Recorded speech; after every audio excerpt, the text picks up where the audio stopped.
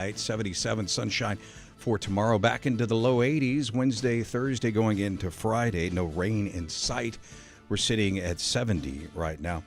Listen anywhere. We're streaming live online at HoustonPublicMedia.org. Download our app as well. It's KUHF Houston News 88.7, a service of the University of Houston. Hello Houston starts right now. Stick around. It's 11 o'clock.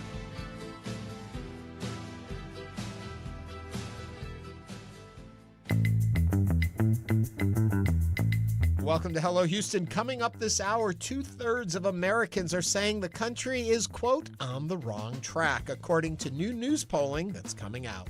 We'll discuss this and more of today's top stories. I'm Ernie Manous. And I'm Celeste Diaz-Sherman. We'll also be joined by Texas Tribune reporter Eleanor Klibanoff, who will break down the history of redistricting here in Texas. And I'm Frank Billingsley. Plus, we'll also learn about the new MFAH exhibition, Gyula Kosice, Intergalactic, a large-scale tribute to the works of Argentine artist Gyula Kosice. Also, we want to hear from you. Give us a call or send us a text at 713-440-8870 or email us at talk@hellohouston.org. You can also watch us on YouTube by going to HoustonPublicMedia.org. All that and more on Hello Houston right after the news from NPR and News 88.7. Hello Houston is made possible in part by founding sponsors John Bradshaw and Kathy Sanders, and by gifts from listeners like you. Live from NPR News, I'm Lakshmi Singh. Food aid for millions of Americans is in jeopardy after the Trump administration stopped making SNAP payments over the weekend.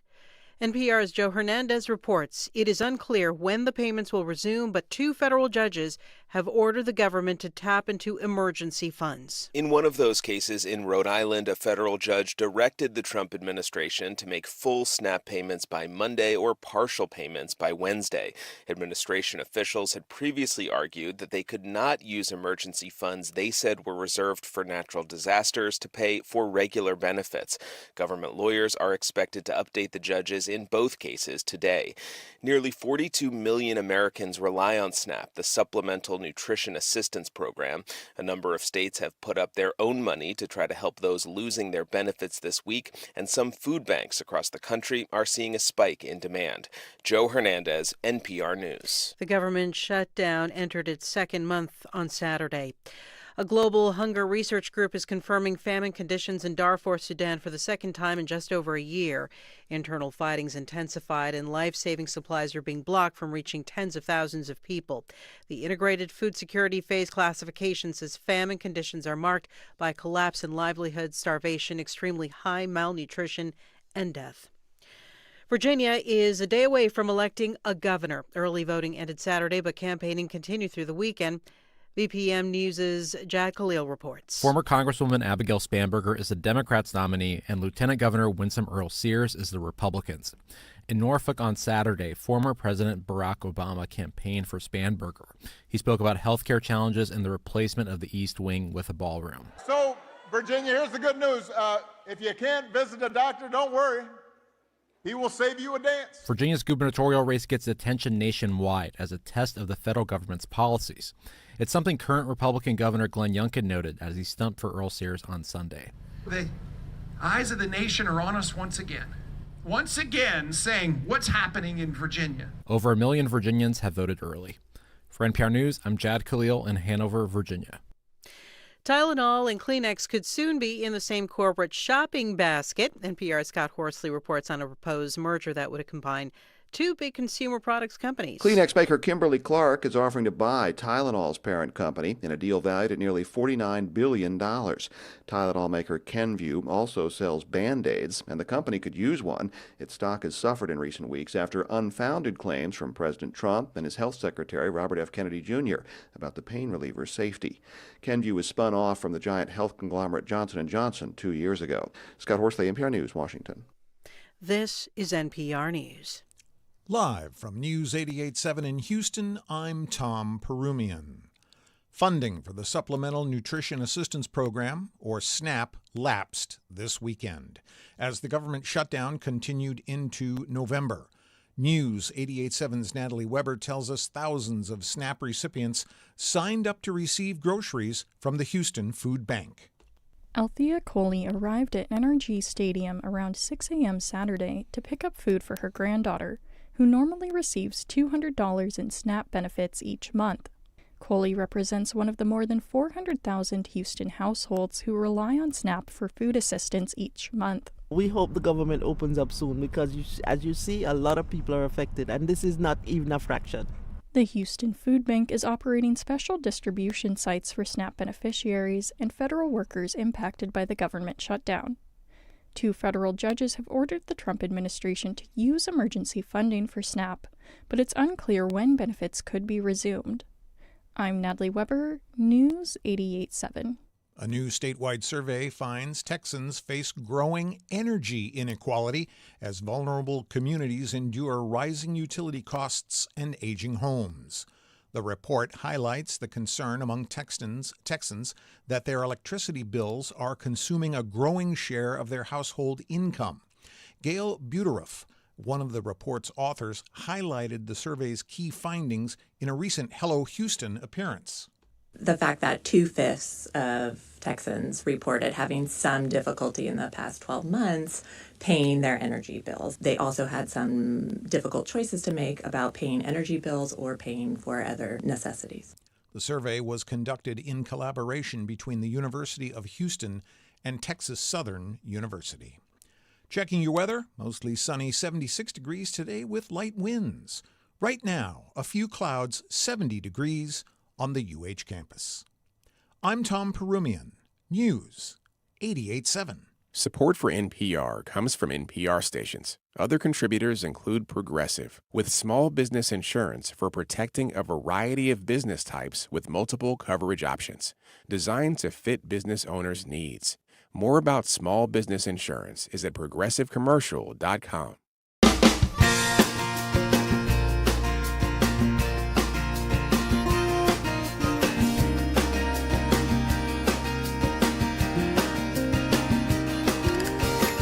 Live from the University of Houston, it's Hello Houston, an open forum on today's biggest stories affecting Houston and beyond. Call now, 713-440-8870, or let us know your thoughts on today's topics by emailing us at talk@hellohouston.org. Now here's your host for Hello Houston, Ernie Manous, Celestia Sherman, and Frank Billingsley. Oh, I love that we are here on a Monday and all back together. Yes. Here we are. Frank, you ran away from us for Halloween. I was in Puerto Vallarta. Which, we've already gotten some questions. How was customs and TSA? Did you have to wait a while? Nope. How was your trip? It was in and out. I flew into Hobby on Southwest. So Southwest down to Puerto Vallarta. They have one flight that goes down, Flight 108, and it turns around and comes back as Flight 109. Nice. And so yesterday we left right on time. We got in early, and customs at Hobby takes like 4 seconds. And so we were in and out, but friends that were at Bush Intercontinental on United different story. sat on the tarmac for 90 minutes before they were. I've done that before. Oh, yeah. It's terrible. Miserable. It's absolutely terrible. And the footage and the reporting that we're getting and we're seeing coming out of, Bush Intercontinental looks pretty intense. The lines are wild. Well, it's all a domino effect. People think, it's just the TSA security, but that dominoes into the planes that's trying to wait for passengers. Mm-hmm. So now the planes are locking up the gate, so the incoming planes don't have anywhere to park to let their passengers off. So people are going to miss connections and have to be rebooked and face the same problems on and on. It's a mess. That domino effect, like you said. Yeah. And for folks who are listening and saying, but that's not really Houston. CNN today was at Intercontinental Bush Airport as one of the spots in the nation where it's the biggest problem. And so that tells you when they pick to come here, we're in the center of the storm. And keep in mind, we have so much construction going on out there. I mean, we've had it for years, and we continue to see the construction. So now you have to, if you're on United, you have to check in at C, check your luggage at C, take the elevator down, then take a train to E to go through security. So you've got A and E. A is tiny compared to C and E. So you have to go through E or A, and that's taking forever. I know someone was going to the airport 5 hours early today, But I believe it. And she may get there and have plenty of time, but then she's going to sit there and wait and wait and wait because you may be doing something right, but if everyone else is late, then it's going to be a problem. I would rather sit and wait and read my Kindle, get a coffee, than be rushing and worried. Yeah, So. but then you try to go to one of the clubs. Well, now there are too many people in the club, so they won't. It's just a mess. You know what? It's interesting. We talked about that topic, and that happens to be my topic in the headlines today. So you know what? I'm going to jump right into it and read that story, and then we can keep talking about it because that's our topic story, that travelers flying out of Houston airports should plan for big delays at security checkpoints as federal government shutdown impacts TSA staffing and operations news-wide. Houston airports warned that the wait times at George Bush Intercontinental could exceed, ready for this, 3 hours. And at Hobby, they could stretch past 1 hour. But so far, Frank says, okay at Hobby. Hey, I was okay at Hobby on Thursday. Yeah. At Bush Airport, only TSA checkpoints at Terminal A and E are currently open. United Airline passengers, this is the fun part, are being asked to check their bags at Terminal C and then move to Terminal E for screening via the airport's subway system.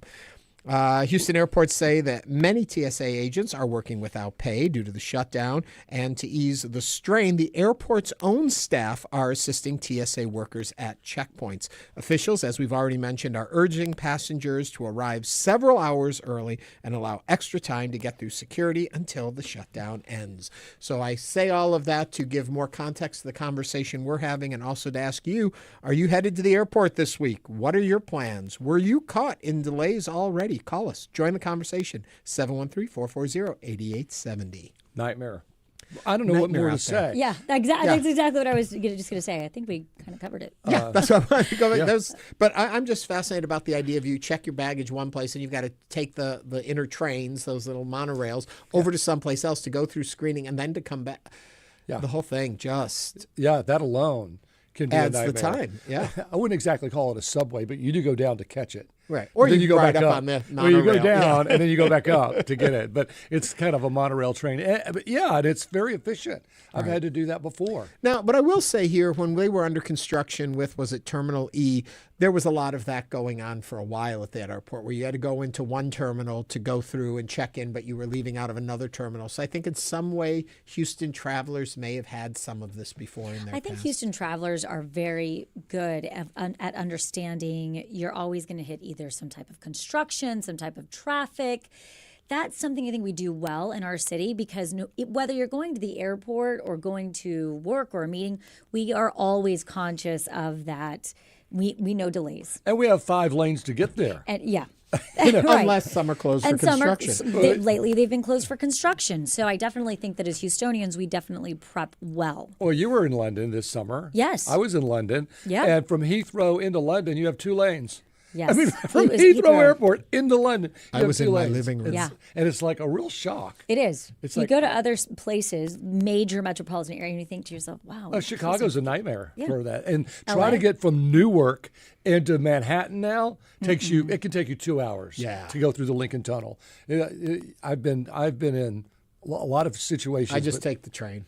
That's smart. Yeah, always take the mass transit. 713-440-8870. Have you been caught up in all of this, and do you have an opinion on it? Sean does. He's calling from Houston right now. Sean, what's on your mind? Hey, we dropped my son off last night at the airport and had a quick story to tell, which is that 2 hours was definitely not enough. Oh, wow. The security lines extended outside, and he was outside of the building for over an hour. Mm-hmm. We saw on Twitter a couple of reports of people saying that they were in line for more than 4 hours. So maybe was the rush hour and all that. But that's one tidbit for you is that 3 hours might not be enough. The second one is that it wasn't just the people queue of going through security, but it was also the queue of cars to get into the airport for the drop-off. That extended down the airport almost all the way to the rental car part. And so what it meant is it took us another half hour just to get in.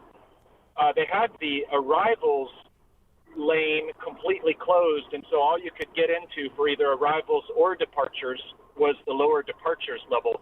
So they were bottlenecking all the car traffic as well. So there's a lot to think about as you're headed out to the airport. Sean, thank you for that. Sorry you had to go through all that, but it does open our eyes to what's happening there. And thanks for your first-person account of what's going on out there. And we're heading into Thanksgiving and Christmas travel. Yeah. Which is huge. I mean, you double it.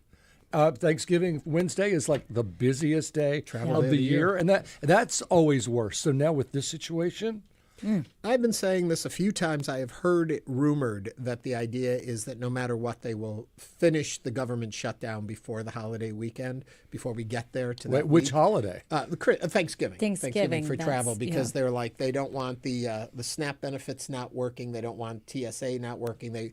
There's a lot at play that they want to make sure the holidays will finally go smoothly and that they'll have made their point by that way. Totally just rumored what I've heard, but we'll be watching it because tomorrow will mark the day that the government shutdown will be the longest we've ever had. Right. So arrive early, several hours early to your to the airport if you're traveling.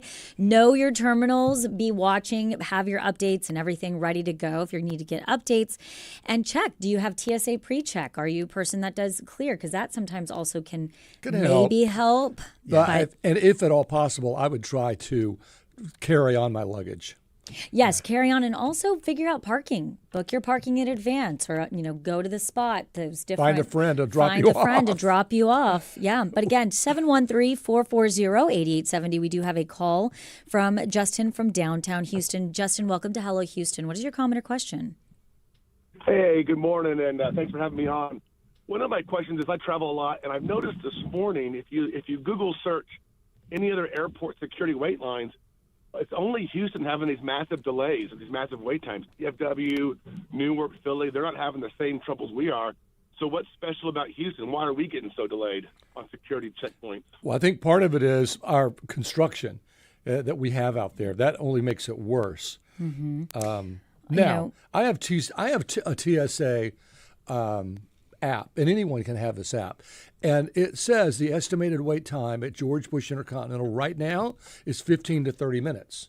Okay. That's not bad. And that's for all terminals. That's the estimated wait time. So well, I think if someone's out there listening to us, give us a call. Yeah. Justin, think thanks for calling in and sharing with us. At IH, it's a situation of we already had pre-existing construction going on. It's already just confusing where you have to be, where you're going when you're arriving. TSA agents it's thin right now because a lot of them are working without pay. And then the other part of it is security is also extremely thin right now in regards to staffing. And yesterday was a Sunday. And Sunday is a big travel day. Right, big travel day. We also have an extremely busy airport. We're one of the busiest airports, if not I guess O'Hare. Is O'Hare still the busiest airport in the country? Atlanta. Yeah, and then Hartsville's pretty busy in Atlanta. But when you have that kind of traffic coming in and all of these hub breakdowns, that it's like everything has to fly through a particular hub to get where you're going, the traffic increases. And so an airport that has a heavier traffic load is going to have that's going to compound everything, and we're one of the tops when it comes to that too. So it's a lot. It is a lot. Again, 713-440-8870 to join us today on Hello Houston. The other funny thing is we talk about this leading to a lot of frustration, but then if we begin off with our news headlines, Celeste, you have a story that leads us off that talks about frustration across the nation. Yes, 2 out of 3 Americans say the country is off on the wrong track, while just under a third say the country is moving in the right direction. This is according to an ABC News Washington Post Ipsos poll conducted using Ipsos Knowledge Panel. Overall, Americans seem unhappy and anxious, with a slim majority saying the economy has gotten worse since President Donald Trump took office, and majorities saying that both major parties and the president are out of touch. A majority of Americans are also growing increasingly concerned over the government shutdown. What do you think? Are you concerned, or do you believe the country is headed in the right direction?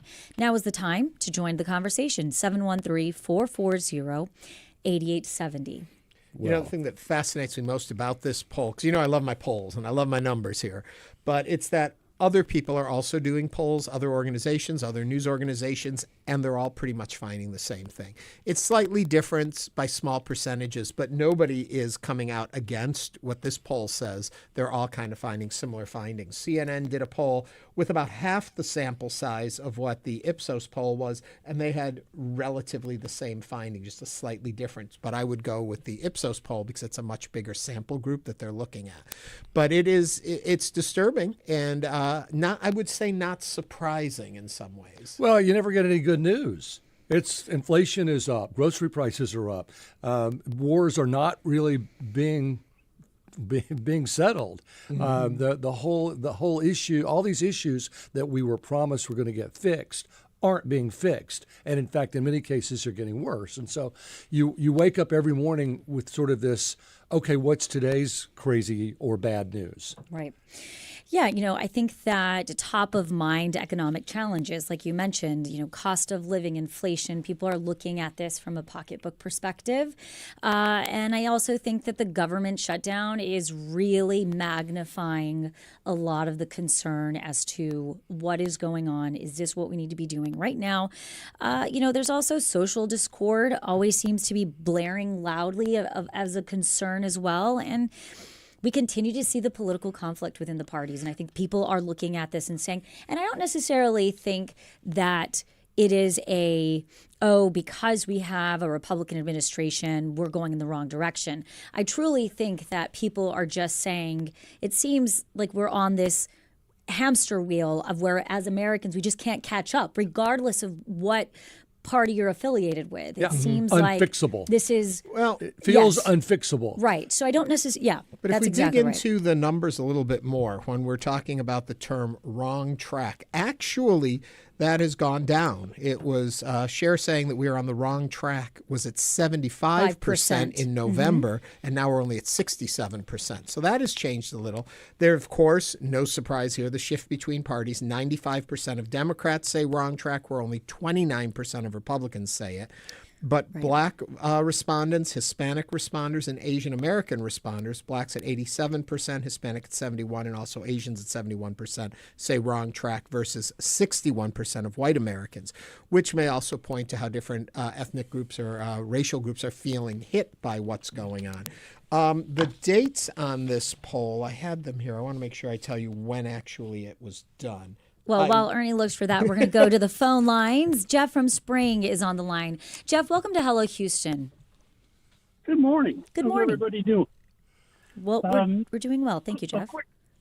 A quick comment, and this is from the internet, and we all know everything on the internet is true. But I read this morning on a website, and I can't remember where it was from, but it said concerning the SNAP benefits that Walmart derives approximately 27% of its income from SNAP payments.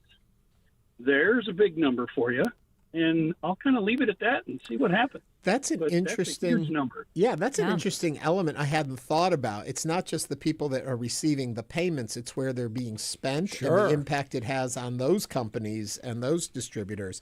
That's an interesting fact, Jeff. We'll look into it a little bit more.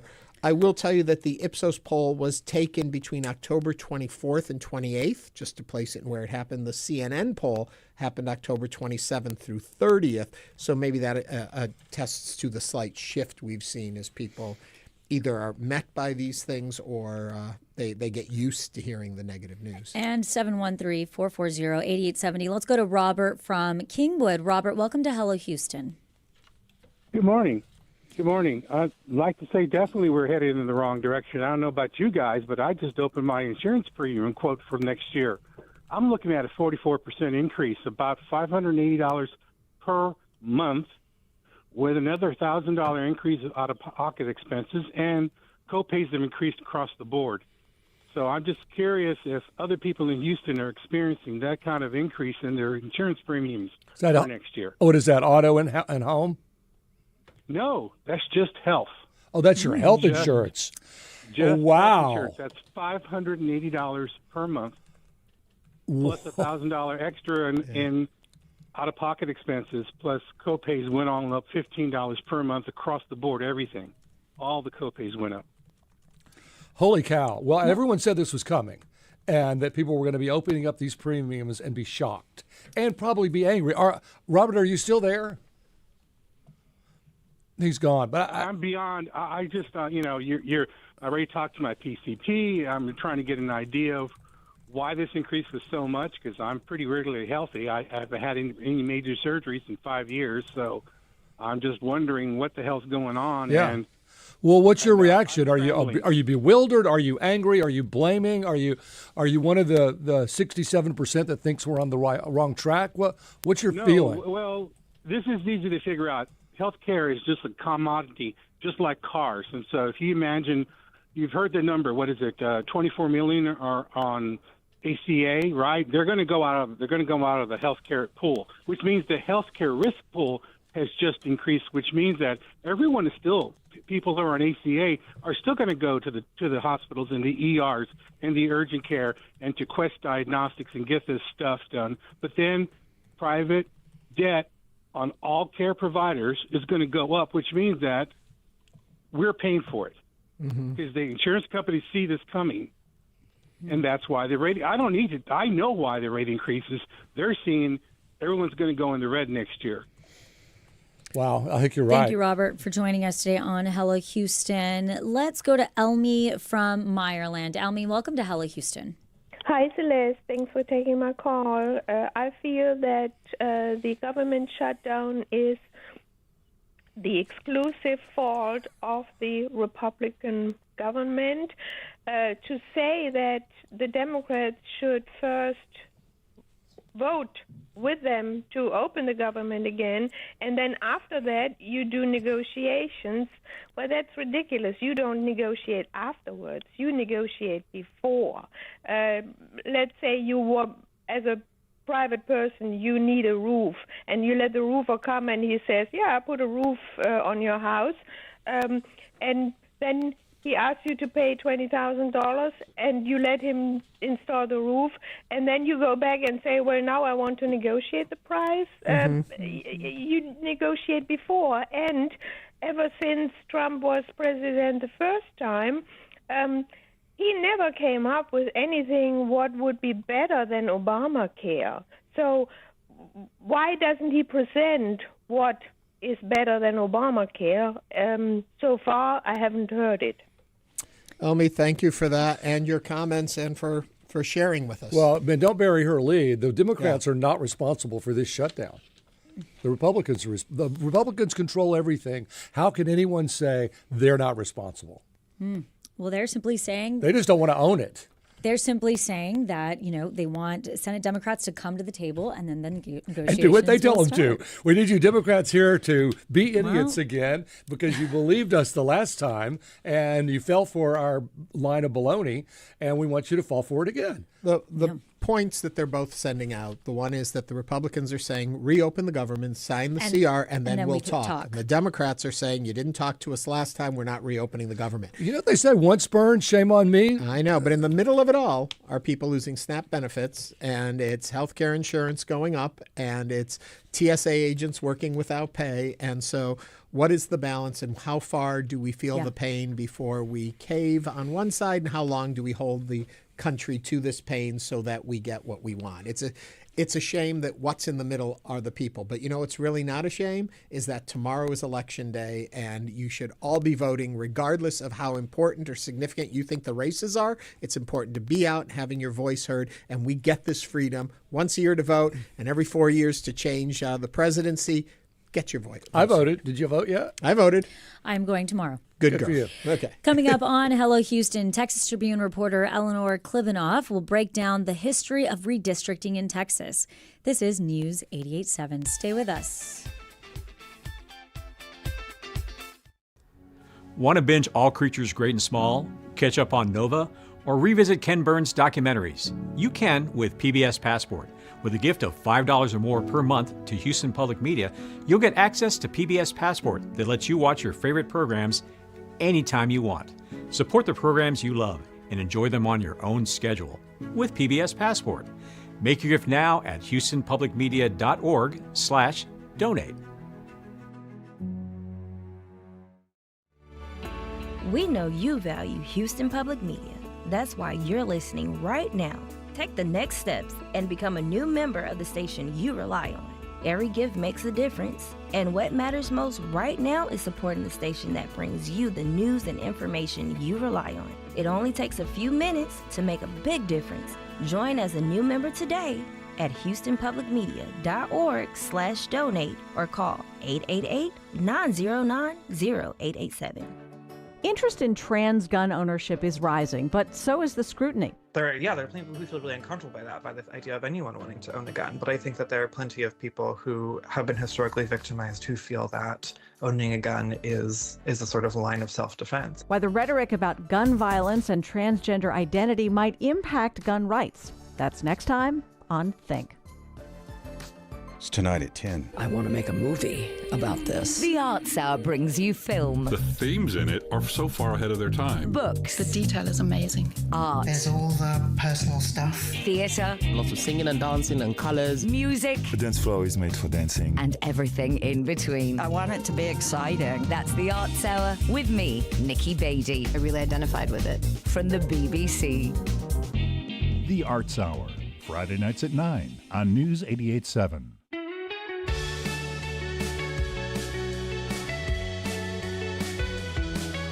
And now back to Hello Houston. Call 713-440-8870 or email us at talk@hellohouston.org to get your comment in on today's topics. Now back to Ernie Manous, Celestia Sherman, and Frank Billingsley. This summer, Texas lawmakers redrew the state's congressional districts, with one of the key drivers being a recent court decision that undermined nearly 4 decades of precedent. That legal shift traces back to a 1987 case in Baytown when Black and Hispanic voters challenged the city's congressional map lines. Now the new ruling is reshaping how Texas and potentially other states approach representation, race, and redistricting. Joining us now to unpack this complex moment is Eleanor Klibanoff, law and politics reporter for the Texas Tribune. Eleanor, welcome to Hello Houston. Thanks for having me. If you would like to join the conversation and have a question or a comment on redistricting, you can join us at 713-440-8870. You know, Eleanor, I think a lot of folks, when they think about what's happening right now with redistricting, they think, oh, well, you know, this has always been in order, and now that they are altering the course of the way things have always been. But your reporting takes us back and talks about how this all began right here in our own backyard. So if you could take me back to 1987 and explain what actually was the impetus here and what the tradition is that we are in some ways bucking today. Sure. So in 1987, the issue at hand actually was a very small issue, which was the city council seats in the city of Baytown. And there was a local activist, Tony Campos, who felt like it was not fair that the 6 seats that they had on the city council were all elected by the entire city, which meant that the 25% of the city that was non-white was often drowned out in the vote because there was no sort of districts drawn around areas that were predominantly Black or predominantly Hispanic. So white candidates just won every single time. And there had been some recent court rulings nationally saying, you know, looking at these at-large districts saying, you know, right, they might be sort of diluting the voting power of Black and Hispanic voters. And so they brought this lawsuit to challenge Baytown's system and won. And as you said, sort of created a court precedent that lasted for 40 years. You know, it's interesting because we hear about redistricting not being allowed by racial lines. Mm-hmm. But when you look at this situation, it seems like it was the right thing to do because the brown people and the Black people were being cut out of the race by all of the white people. So it was done along racial lines, but morally probably the correct way to go. And apparently legally it was at that time also. Right. I mean, the issue of race and the Voting Rights Act and all of that is really complicated and nuanced. You know, I think there are certainly now conservatives say, you know, race should not be a factor at all. But, the Voting Rights Act, when it was originally created, was to remediate the fact that race really was playing a huge role and that Black and brown voters were not able to get their votes, have their vote count. And so race has always been a part of redistricting, has always been a part of, these lawsuits. So it's sort of a somewhat newer idea to say race shouldn't play a role at all. It's to say you have to sort of take it into account in the right ways, but not sort of over take it into account either. It's very complicated. Now, if I'm reading everything correctly in this, that what the ripple, the wrinkle, that's the term I'm looking for in this was, it wasn't just looking at groups that were left out. It was combining groups and saying, therefore, they should represent together as opposed to saying the Black or Hispanic vote. Right. So there had been previous court cases in which, Black voters in North Carolina said, our voices are not being heard. The court ruled in their favor.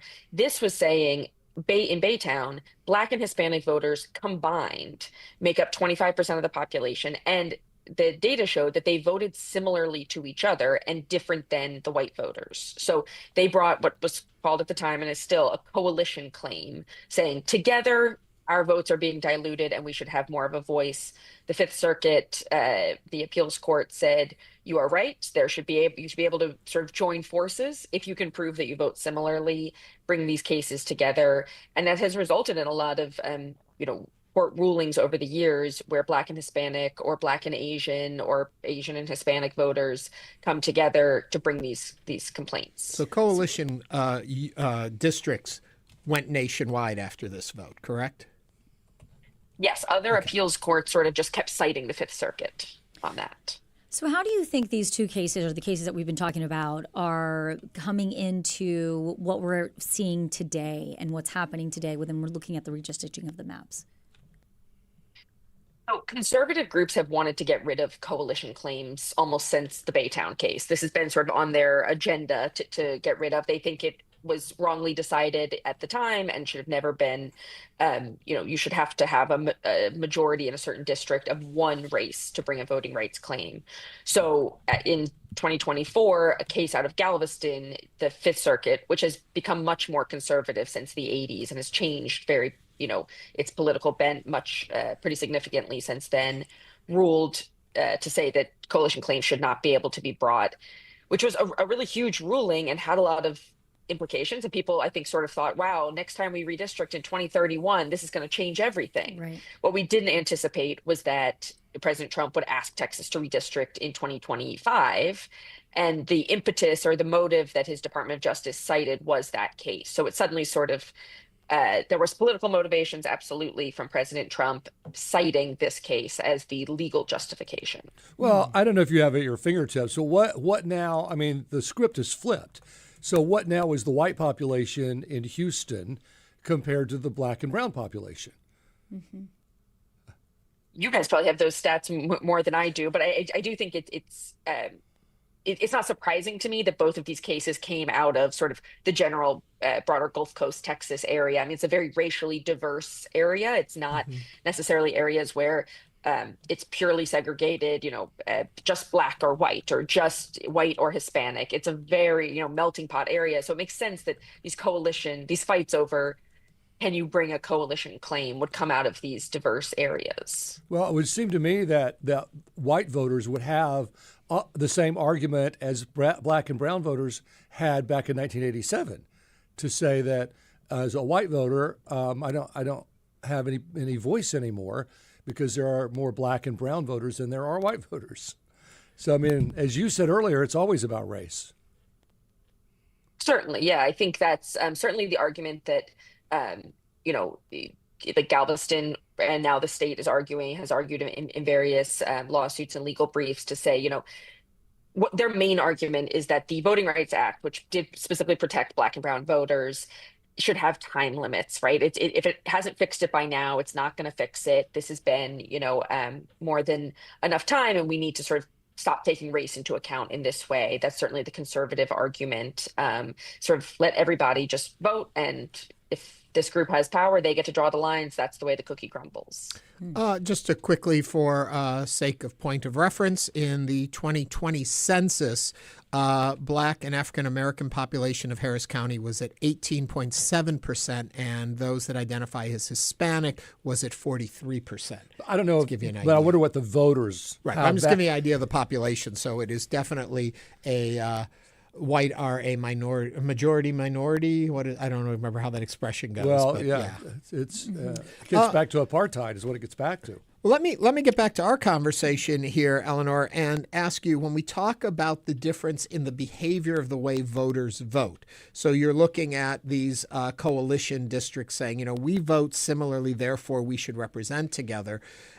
Does that hold true, or what are we seeing today is more of we have a conservative bloc that vote together and a liberal group that vote together, and therefore that would then support the concept of you can gerrymander along political lines as opposed to racial lines? Have we merged enough that the liberal voice is the liberal voice regardless of race and the conservative voice is the conservative voice, or am I off on this? The U.S. Supreme Court has said that if you're drawing lines purely based on partisan goals, like you said, right? If you're able to say, well, this area votes liberal and it's not about race, it's just that they all vote liberal, you can draw them together and draw the conservatives together, and as long as you're not taking race into account in a way that is improper, that's fine. They've sort of greenlit that to some extent. And certainly Republicans are saying now, well, Latinos are voting much more, swung very strongly for President Trump in 2024. The data doesn't necessarily hold up this idea that they vote the same as Black voters and different than white voters. So it is all much more complicated than it was when the Voting Rights Act went into effect. But there is overall, you have to look at multiple elections over time. Mm-hmm. And certainly the Latino voting trends, we'll see after the 2026, are they sticking with the Republican Party? Is that swinging back?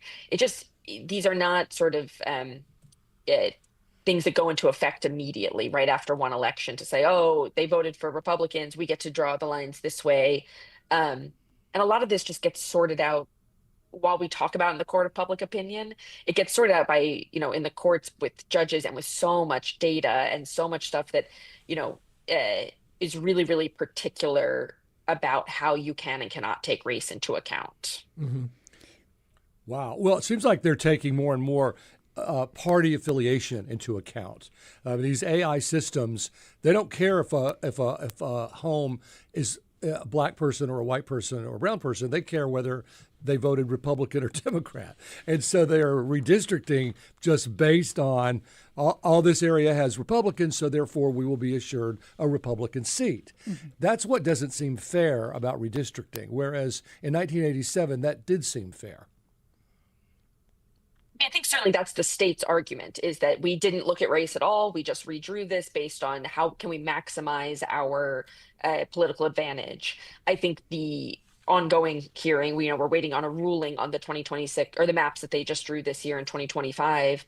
The plaintiffs argued that they did take race into account, that it was discriminatory in that way. And, the fact that they drew several districts, including in the Houston area, that are 50.1% Hispanic, 50.1% non-white, and pointed to that as, proof that they were sort of drawing more districts that were more, aimed at the Hispanic voter, for example, is a sign that they did take race into account and are sort of hiding behind this partisan defense. So we'll wait and see what the judges think on that. Do you have any update on that? Do you have any update on what the judges are thinking? No, we're waiting on a ruling. Could be any day now. Obviously, we're coming up quite quickly on the deadline for people to announce what seat they're running in. They need to know what seats exist, and we anticipate that will go to the U.S. Supreme Court. So expecting a ruling really any day now. Eleanor, looking at these different cases, and then here we are again in 2025, and the conversation continues to happen, and yet the questions are still the same in regarding looking at coalitions. Do you think there should be time limits or, on these type coalitions, given the fact that we have changed so much demographically and census-wise in our area? I mean, I'm a journalist. I'm not, a sort of able to give necessarily the legal analysis on that. I think certainly that is the next frontier for or sort of the next question that awaits the Voting Rights Act. There is a case before the U.S. Supreme Court right now out of Louisiana that addresses that exact question, and the justices have said they're sort of taking a second look at, do we still need these protections from the Voting Rights Act, which certainly many plaintiff groups say, absolutely we do. There is absolutely, if left to their own devices, states like Texas would racially discriminate against voters. Obviously, the state says they would not. Just for a point of clarity, again, for our audience listening, tomorrow they are voting on the Texas 18th and trying to find who will represent us there. We are still currently under the 2020 map. And so folks that are hearing all this conversation are confused. You have nothing to be confused about right now. This is a seat, an established seat, and this is what you're voting for. But as you were just mentioning, Eleanor, that could all change very soon. I'm curious if the courts uphold the 2025 redrawn map, what happens to the lawsuit about the 2020 map? Does that invalidate any elections that happened under a misdrawn map, or do we simply accept 2025's map and move forward, forgetting about what happened in 2020? Oh, great question. The map that until this summer that we were operating under was actually officially drawn in 2021, and that was still facing a legal challenge. There had been a trial earlier this summer where the judges heard evidence from both sides for a month. We were awaiting a ruling on that when this 2025 redraw happened, which makes it all very complicated. But we will still need a ruling on the 2021 maps. There's no threat of it invalidating elections because the judges have sort of proactively said, go ahead with these maps while we sort all this out. So those elections will remain. But even with this ruling on the 2025 map, which is just a congressional map, we will need a ruling on the 2021 maps, which is the State House, the State Board of Education.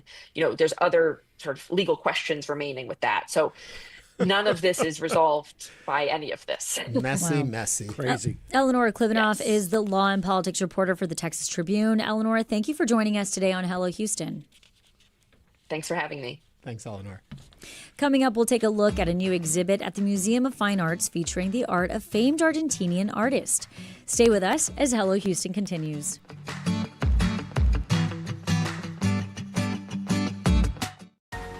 We know you value Houston Public Media. That's why you're watching right now.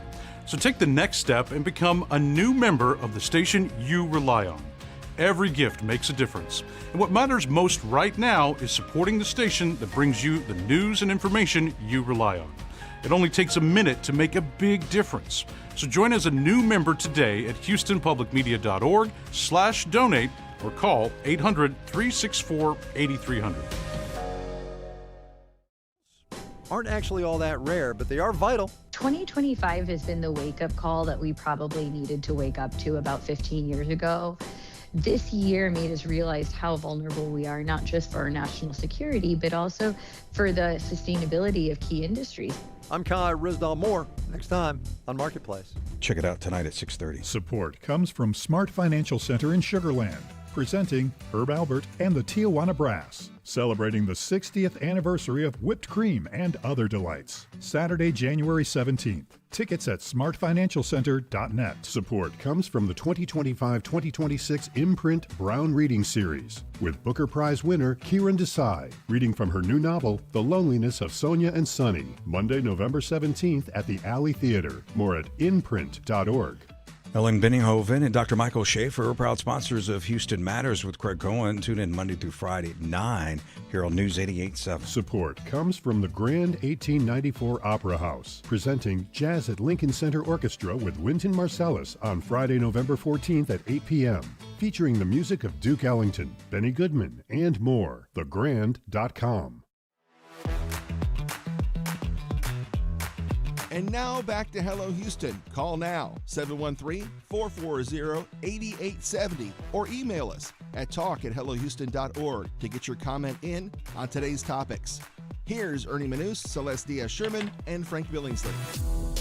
All right, this story's mine because I can pronounce his name. Gyula Kosice, Intergalactic. It's a large-scale tribute to the works of this Argentine experimental sculptor, painter, poet, and theorist. I think he was originally from Czechoslovakia, wasn't he? Yes, he was born in the city of Kosice, what was then Czechoslovakia, which is now Slovenia. And so he took that name to honor his heritage. I love that. He was born Ferdinand Falik. That was his original name. Total name change. And his family migrated when he was 4 years old to Argentina. Wow. Nice. So the new exhibition recently opened in the Museum of Fine Arts. It marks the first time a complete survey of the artist's work has been presented outside of his adopted homeland of Argentina. Features more than 70 two-dimensional works. I don't know if our listeners can get this. Acrylic materials, hydraulic pumps, neon gas tubes, water, light, much more. Basically, really cool sculptures and very interesting work. It's bold and it's dynamic, and I almost we're with Marie Carmen Ramírez, who's MFAH's Wortham Curator of Latin American Art. So let me ask you. Welcome to Hello Houston, Marie. Thank you. I'm so glad you're here. Glad to be here. I'm glad you're here. Thank you for having me. This work, whimsical, it seems like too light of a word. It has a whimsical feel to it. The sculptures that I saw, but they're more bold than that. Yes, they're a lot of fun, actually. Yeah, they are. They're very unusual. They're not the traditional painting on canvas or sculpture on bronze or marble. They are light boxes with lights, with acrylic rods, with neon, with water as an organic element. He was the first artist in the world in history to use water as an artistic element within the work. Which is really interesting, right? Because when you think about that, I mean, he kind of was pioneering this type of art in a way and introducing these somewhat, would you say, radical ideas of putting these materials together. What do you think, what gave him this inspiration? Well, Kosice identified very early on in his life, he identified with the notion of the avant-garde, by which we mean artists who are rethinking the notion of art, who are pushing the limits of art, who are not interested in doing a traditional painting or a traditional sculpture. They want to break away from that and do something else that nobody else has done before. And Kosice believed very firmly in the idea of invention. He believed that if he, as an artist, was going to do anything, it had to be something that nobody else had thought of before and that did not exist before. And in his area, he identified himself as a sculptor. So that was the medium that he wanted to reconceptualize completely. And so he started looking for new materials and new approaches to sculpture, and he ended up with these very whimsical constructions. And the exhibit's all pretty much in dark rooms. Yes. So that the pieces really just pop. Yes, the pieces pop. I got some places in my place that I could put these sculptures. Yes, in the dark spots of your life. Curious, when you take the work as the body of work he has done over time, I'm curious the elements of change and growth you've seen in him as an artist, but beyond an artist, but in his understanding of the subject matter he's exploring. Well, he started off with the idea, for him, the starting point to do a radical new notion of sculpture was the idea of space and the idea of transparent space. He wanted to somehow harness the transparency of space. And he saw space not as a container of materials, but as something that had was an autonomous entity and was multisensorial. Mm-hmm. And so that's why the first part of the exhibition, he works with transparent acrylic sculptures, mostly half spheres that he interlocks one half sphere inside another half sphere. And in that way, he's trying to arrive to this idea of transparency. And then he lights them from the outside, and the lights create this kind of very subtle movement. He was looking to instill movement in the works. In the next stage, which is the second gallery of the exhibition, you have him experimenting with light that comes inside the box. Mm-hmm. So he puts light rods, acrylic rods inside these boxes that have light that come from the inside. And he's trying to imitate the marquees of advertisements, and you know, in the city in the 1930s and 40s, you had all of these advertisements for cinemas and restaurants and clubs, and that's what provides the inspiration for this. It's a new element that is related to everyday life, which he tries to incorporate into his artistic constructions. Which the centerpiece of the exhibition is the hydrospatial city. And what I found so interesting about this was that the time that it was being conceived was 1946 to 1972. And if you look at during those times, what was happening in those era was so different from the 1950s to the 1960s. And today we're using this and looking at his art, and technology is everywhere and light, but yet it still speaks to us today. Yes. Talk to us about that. That's the beauty of Kosice's art. He was a visionary artist, and he could foresee what the trends that were coming up in art as well as in society. And that's why his art is so relevant for us still today. Now, the hydrospatial city, he, as early as 1944, 45, he was concerned with the fact that man was destroying the planet. Mm-hmm. And he was foretelling that we would have to eventually find spaces in the atmosphere to live. And so the hydrospatial city is a proposal for a city in the atmosphere made up of these 19 habitats that are made out of plexiglass, and they're transparent and they're open spaces. And they actually were meant to be positioned 1.5 kilometers above the atmosphere of the Earth. And they were supposed to be fueled by hydrogen taken from the clouds, which was a theory that was in existence in physics at that time, but of course was not feasible. I mean, in theory, it could happen, but it's not feasible. I love that explanation, because when I saw these pieces, I thought of George Jetson. I mean, it looks like you could just kind of take your flying car and go from one to the other of this art. So but I didn't realize that's now his wife actually was an artist and gave up her career to support him. Is that right? Yes. Well, she was an artist. She also did poetry. She was a very accomplished poet, and she was also a painter and an artist affiliated with the Madi group. She was really a force behind his work, and he wouldn't have been able to do it without her support. And behind every great artist, male artist. Yes, there's a great woman. That's right. That's right. So how did you all come upon this exhibit? This is a pretty big display. Yes. Well, I've known Kosice for over 30 years. He's a very well-known artist in Latin America, less known here in the United States and in Europe. We should say he passed in 2016. Yes, he passed in 2016. He was born in 2024, and in 1924, and passed in 2016. So he was featured in one of our big exhibitions here at the museum, Inverted Utopias, in 2004, which was a huge presentation of the avant-garde in Latin America. And in 2009, we bought the hydrospatial city, which was it's almost like a cult work of art, his masterpiece. And the museum was able to acquire it in 2009. So the idea was that last year was the centennial of his birth, and Malva, which is the co-organizing institution, wanted to pay homage to him by borrowing the hydrospatial city. And so we started a series of conversations, and we were willing to lend it because it had not been seen in Buenos Aires for quite a while, for more than 2 decades.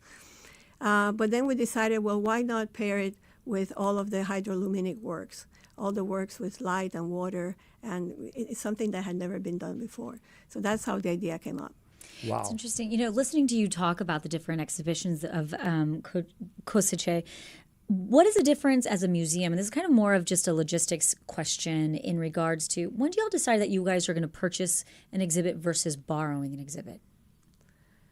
Well, we're always purchasing works of art. Yeah. And it's one thing, we purchase works all the time, but it's another thing to do exhibitions based on those works. Those are more rare. Mm-hmm. I mean, because we have space issues and planning and scheduling issues and financial issues. So the two things are kind of separate. Mm-hmm. How long is this going to be on display? Until January 25. Nice. Yes. And I have to say that Marita Garcia, who's the co-curator of the exhibition, she's the chief curator at Malva, and I, for the last 3 years, we oversaw a team of conservators, art historians, conservation scientists to deal with this work. Because when people walk into the exhibit, they see the nice work functioning, but you have to realize that all of these works have technology from the 1950s and 60s. Mm-hmm. So we had to completely upgrade the works. We had to conserve them. We had to change motors. We had to change pumps. We had to change the technology inside. we had to first locate the works, which had not been were out of sight for several decades. So this was a huge Sherlock Holmes type of enterprise, locating works, going through the artist's archives, looking for different hints as to where these works might be and how he did them and all of that. Thank you. And we got the Getty Conservation Institute interested, so that now we're doing this large-scale study of how Kosice came upon the process that led to this work. Beautiful. Well, congratulations. Mari Carmen Ramírez is the Wortham Curator of Latin American Art at the MFAH. Mari, thank you for joining us today on Hello Houston. Thank you for having me. The Gyula Kosice Intergalactic is on view now at the Museum of Fine Arts, Houston, through January 25th, 2026. Coming up, we'll continue diving into today's top stories. Stay with us for the second hour of Hello Houston. Stay tuned. There's more Hello Houston on the way with Ernie Manous, Celeste Diaz-Sherman, and Frank Billingsley. For the latest in local news, subscribe to the Hello Houston daily newsletter at houstonpublicmedia.org. Hello Houston is a production of Houston Public Media. The opinions expressed by the guests of this program are solely their own and do not represent the views of management, staff, or underwriters of Houston Public Media. This is News 88.7. Support comes from SunnyPro, a Houston-based business advisory firm providing tailored consulting solutions, specializing in technology assessments, cybersecurity, AI strategy, and more. Details at sunnypro.com or follow @SunnyPro LLC. Trouble out east, 10 in both directions. Magnolia, they're working an accident. They have that shut down. Nice day. Sunshine 75 for the high, 52 for the low tonight. Upper 70s for Tuesday, back into the 80s Wednesday, going into Thursday and Friday as well. 73 right now. It's KUHF Houston News 88.7, a service of the University of Houston. It's 12 o'clock.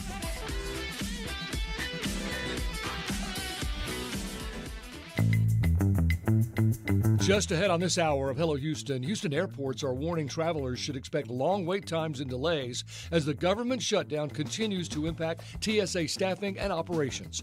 We'll discuss this and more as we continue diving into today's top stories. I'm Frank Billingsley. And I'm Ernie Manous. We'll also speak with Harris County reporter for the Houston Chronicle, John Lomax, about his report on the use of AI by our local government officials. And I'm Celeste Diaz-Sherman. Plus, we'll also learn about the nonprofit Literacy Texas and their work supporting literacy across Texas by providing training and resources. And we want to hear from you. Give us a call or text 713-440-8870 or email us at talk@hellohouston.org. You can also watch us on YouTube by going to houstonpublicmedia.org. Hello Houston continues right after the news from NPR and News 88.7. Hello Houston is made possible in part by founding sponsors John Bradshaw and Kathy Sanders, and by gifts from listeners like you. Live from NPR News, I'm Lakshmi Singh. The Trump administration says it will restart federal food assistance with money from the Agriculture Department's contingency fund, but recipients will only get half of what they normally receive under the Supplemental Nutrition Assistance Program, or SNAP. The administration announced its decision after two federal judges ruled the government acted unlawfully in freezing payments for the country's biggest anti-hunger program. As NPR's Windsor Johnson reports, millions of people stand to be affected. The threat of missing SNAP benefits is sending a wave of anxiety through low-income families, many of whom already live on the edge. Mental health experts say the stress isn't just about food, it's about fear. Martha Wadsworth is a professor of psychology at Penn State University.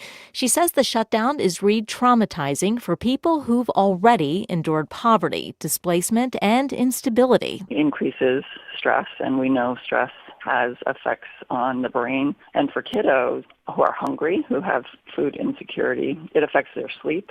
It's hard to sleep when you're hungry. If benefits lapse, experts say it won't just be hunger, it will be a mental health crisis. Windsor Johnston, NPR News, Washington. The government shutdown is the second longest in U.S. history. It entered its second month on Saturday. President Trump says he no longer plans to attend oral arguments in a tariffs case before the U.S. Supreme Court this Wednesday. At issue is whether he overstepped his authority when he imposed reciprocal tariffs on nearly every country in April. Trump says he thinks it's one of the most important decisions in the nation's history. Because without tariffs, without our being able to use tariffs freely, openly, and in every way, we are really would suffer tremendously from a national security standpoint. Trump speaking to reporters last evening as he was on a flight back to Washington, D.C. from Florida. The U.S. will not be conducting an underground test of a nuclear weapon anytime soon. That's according to the Secretary of Energy. NPR's Jeff Brumfield reports his remarks came just days after President Trump mused about a return to nuclear testing. Speaking Sunday on Fox News, Energy Secretary Chris Wright said that the U.S. would test components of nuclear weapons, but it wouldn't set off a nuke. These are not nuclear explosions. These are what we call non-critical explosions. So you're testing all the other parts of a nuclear weapon. For decades, the U.S. has done such testing. Wright said upcoming tests would be part of a broader effort to modernize the nuclear arsenal, which is decades old. The comments came just days after President Trump said he was ready to return to nuclear testing in response to actions by other nuclear powers. Jeff Brumfield, NPR News. The Dow is down nearly 200 points. It's NPR News. Live from News 88.7 in Houston, I'm Tom Perumian. Open enrollment is underway for insurance on the Affordable Care Act marketplace. KUT's Olivia Aldridge reports many Texans are seeing higher prices. Texans who don't receive insurance through their employer can enroll in a health plan via healthcare.gov. Marketplace health plan premiums have increased by an average of 30% in states that use the website, per an analysis by the health policy organization KFF. Federal subsidies that help offset those costs are also set to expire this year if Congress does not vote to extend them, something Democrats are pushing for amid the ongoing government shutdown. At a news conference Friday, Congressman Lloyd Doggett, an Austin Democrat, urged folks not to let fears of high prices get in the way of exploring what's available on the marketplace. Don't lose your coverage. Come and find out what the possibilities are. Open enrollment ends on January 15th. I'm Olivia Aldridge in Austin. Funding for the Supplemental Nutrition Assistance Program, or SNAP, lapsed this weekend as the government shutdown continued into November. Thousands of SNAP recipients came to Houston's NRG Stadium Saturday to receive groceries from the Houston Food Bank. Itzel Perez was one of them. There are other people that cannot work or they have disabilities also, not just other people that they're receiving, but there's other people that are probably more in need than I am. Two federal judges have ordered the Trump administration to use emergency funding for SNAP, but it's unclear when those benefits can be resumed. Checking your weather, sunny 75 today with light winds expected. Very nice projection. Clear tonight with a low around 57. Right now it's fair, 73 degrees on the UH campus. For more news and information, go to houstonpublicmedia.org. I'm Tom Perumian, News 88.7. Support for NPR comes from NPR stations. Other contributors include Charles Schwab, offering investors choices like full-service wealth management, advice, investing, and trading on Thinkorswim. Learn more at schwab.com. And from the Doris Duke Foundation.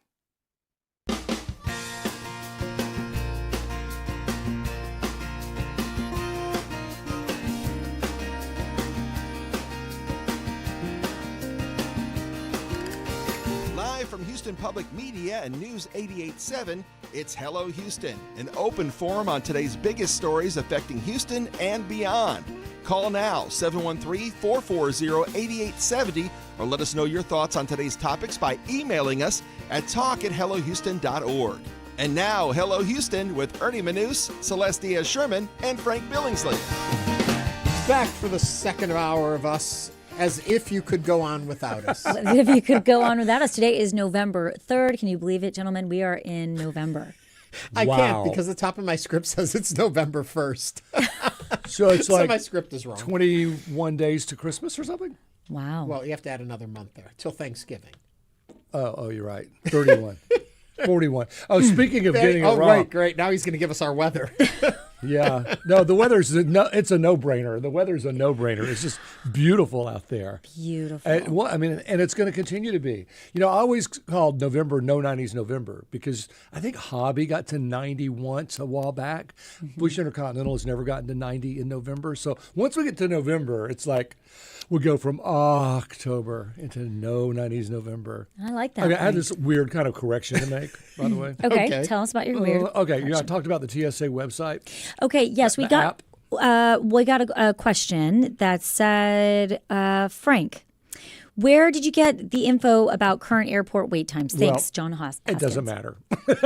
Okay. Why doesn't it matter? Because it says notice, due to the lapse in federal funding, this website will not be actively managed. Click here for more information. So you're But it is my TSA, and you get more about the lapse of funding. It's my TSA. It's just an app. You can get it at your app store. right, but it's not updated, so the numbers It's not you gave updating. are not It's a accurate. baloney app. Sorry. Okay, and we So did. we go back to our earlier story. It says there's a long wait time at the airport. Yes, we're getting a lot of. We had an earlier conversation about the headline about the wait times at the Bush Intercontinental Airport. We did receive an email. Susan Seisler, I'm not sure, but Susan says, "Tell your listeners that the best way to get to and from IAH is the Metro 500 Express bus from the GRB parking garage. It picks up every 30 minutes, takes 30 minutes, and costs $1.25." I've taken it twice, and it was comfortable, punctual, and a relaxing way to get to the airport. I actually took bus 161 from the Memorial City area to the Theater District Light Rail, then the Light Rail to GRB, and the 500 Express to IAH, reversing the process on the return trip. Thank you, Susan. That's a good little tip. Frank always teases me about being a little tight with $1. $1? How much? $1.25? $1.25. I'm taking that next time. That's Ernie's kind of That's check right Ernie's there. kind of trip.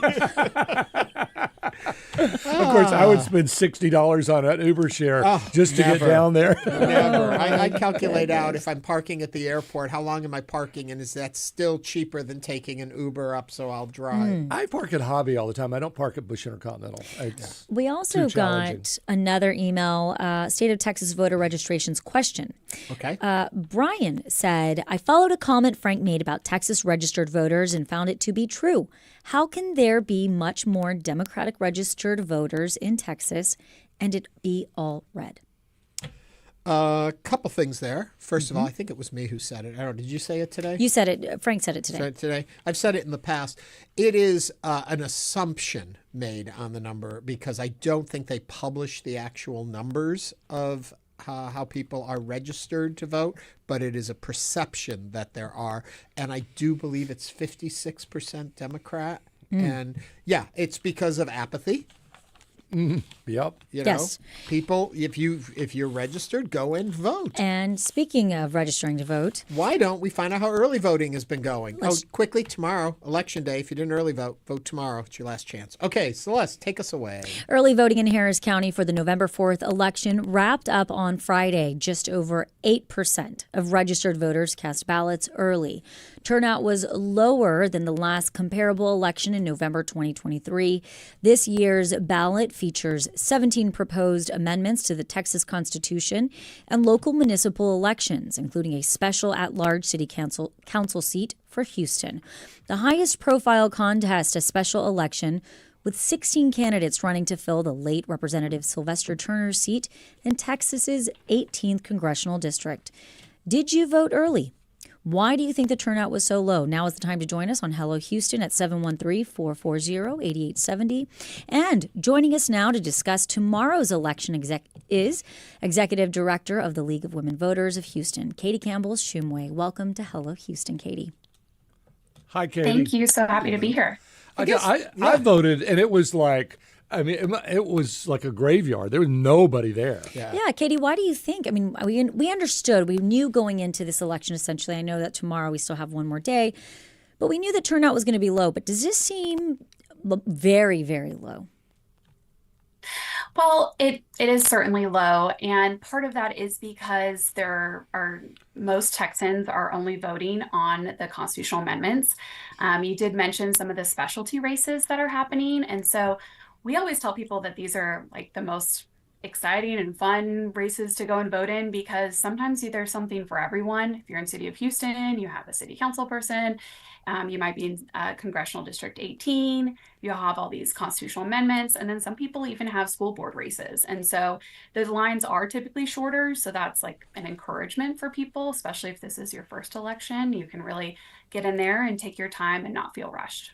Katie, just to go back, and maybe you have the information we do not have, but I'm curious, we were talking about, Celeste brought it up also, the percentage of registered voters in Texas, how they split between Republican and Democrat, and we've been led to believe that it may actually be higher Democrat than it is Republicans when it comes to being registered. Do we know these numbers?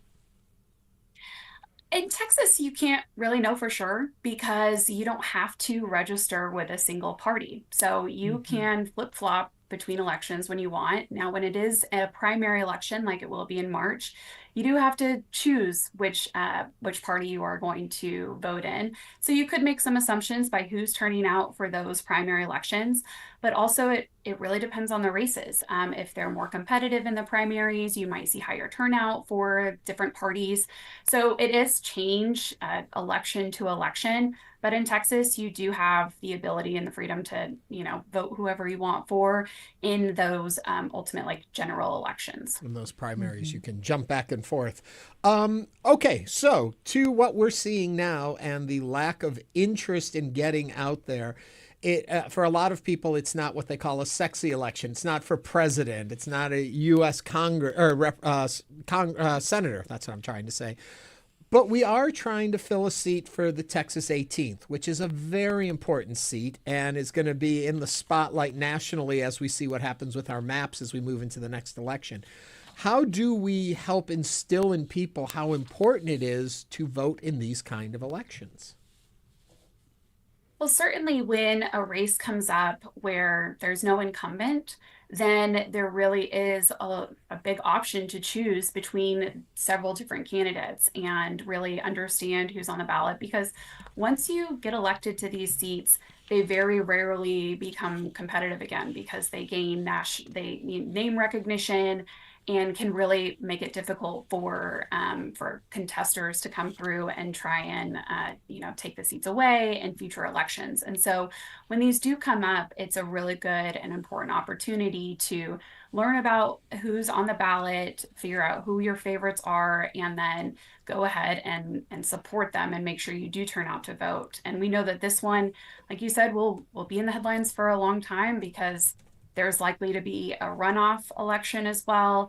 And then it will also be on the ballot in the springtime as well. Which makes us wonder how many people are going to show up for the runoff election. You only got 10% coming in for the real deal. So what, 200 people going to decide on the 18th? They could. And that's like the hard part about runoff elections is because they are often quite expensive to run and even less people know about them. And so that's why it's critical for us and for your program and for as many people as possible to tell people about these elections because they are run like they're won by the margins, very, very thin margins on these races. Ernie keeps, and by the way, December probably 13th. It's usually a December weekend, Saturday, when they have these runoffs, isn't it? That'll only be for the city council runoff. Oh. The runoff for the for the 18th could be January, could even be into February. Oh. Well, Ernie always talks about you can get a free metro ride to vote. Any statistics at all on how many people take up that offer and go vote via metro for free? It must be enough people that they keep offering it. They keep doing it. So I asked the same question because we ask all, we confirm it every year before we do our voter's guide because we print it in there. And every year they're doing it. And so I'm like, okay, great. Sounds like people are taking advantage of it. And so those are the statistics I go.